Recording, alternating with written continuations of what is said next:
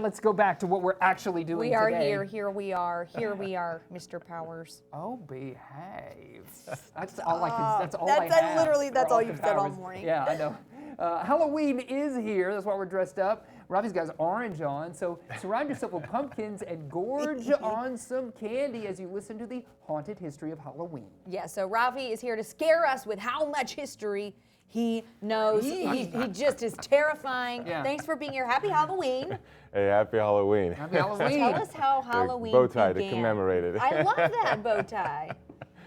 So yes. Let's tell. How did Halloween begin? Oh, yeah, so Halloween goes back. It has a variety of roots, but the concept of death and sort of the life being kind of intermerged goes back quite a bit.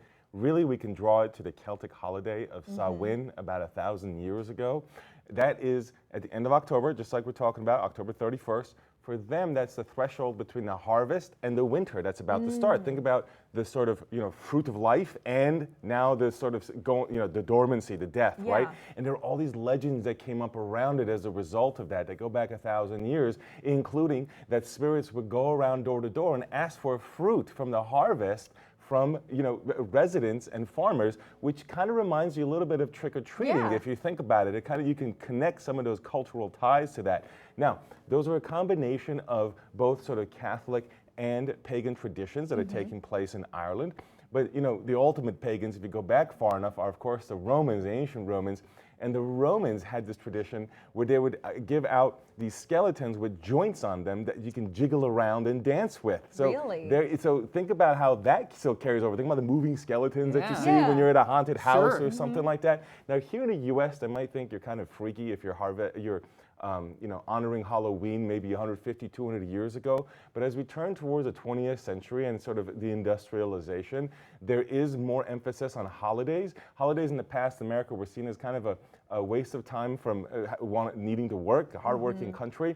But when there was a commercial opportunity to sell stuff and create business, the commercial part of it became a big deal. We started to recognize Halloween much more so as a holiday here in the United States about 100 plus years ago. Okay, that's good. I That's some definitely good take history part in there. that commercialization. Yeah, Okay, for I sure. have Look a lot at of us today. decor. Look at us, exactly. Rafi, Exactly. how scary is too scary? So think about all the rumors you hear about razors in the apple or Yeah. poison in the candy, gosh, yes. like those are pretty scary things, right? But we got nothing on people in the past. So let's go back to Rome for a second. There's a Roman emperor who invites some senators, for example, and he puts their names on graves. He has them in the dark. He serves them food that you would only serve if you go to visit family cemetery, not the food of a feast for the senators. So they're like, Wow. are we about to be in Are those we about to graves right now? die? Because Yeah. this guy was known. He had killed, for example, his niece, the emperor. So he's not beyond him to put these senators out. Turned out to be a big prank, however. But I'd say that's pretty scary. That is scary. Couple examples. Just kidding.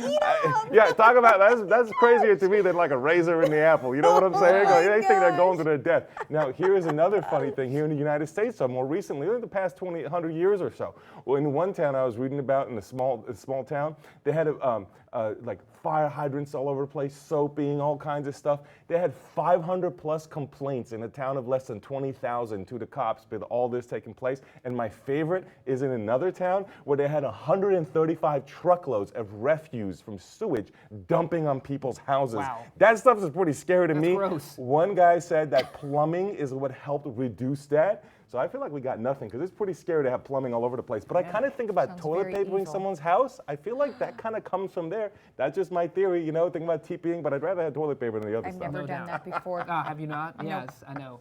Oh, quick question. Maybe we have Yeah. 30 seconds left. Yeah. Why do haunted houses look the way they Yes. do? At the time that haunted houses were big, it's Victorian era. Think of them as normal houses. Past World War I and World War II, they're seen as pre-modern past and the decaying cities. Think about urban renewal in the 60s and so on. So that was seen as the decaying past. So we associated that hauntedness with it because think about decaying cities, Sure. falling down buildings, out of style. We want new stuff, not our grandparents' stuff. That's how the haunted house style comes about. Fascinating really history, cool. Rafi. Yeah, that was super fun. Thanks for joining us as Thanks. Thank you. always. Yeah, That was filling so us much in. fun. Yeah.